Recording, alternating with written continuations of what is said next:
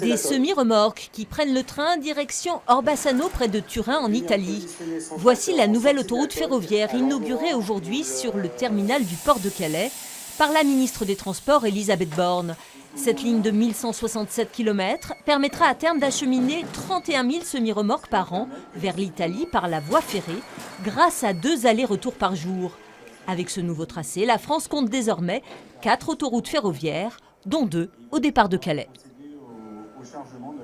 Chaque camion, on l'a dit, qui est chargé sur cette navette, c'est 1 tonne de CO2 économisée. C'est donc tout à fait représentatif, très concrètement, la transition écologique dans le transport de marchandises avec ces autoroutes ferroviaires. Donc c'est un moment important que je voulais saluer. L'autoroute ferroviaire, une solution écologique, plus sûre, qui permet d'éviter la saturation des autoroutes et plus économique aussi. Ce qui est intéressant dans ce système qui consiste à mettre les semi-remorques sur les trains, c'est que vous pouvez constituer un vrai réseau de transport écologique des marchandises.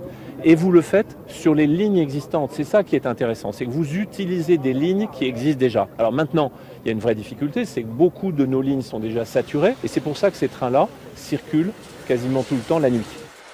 Calais sera relié à Turin en 18 heures. Après la ligne Calais-Le Boulou, il y a 2 ans, le terminal Transmanche devient ainsi un hub de référence d'interconnexion mer-route-fer entre le nord et le sud de l'Europe.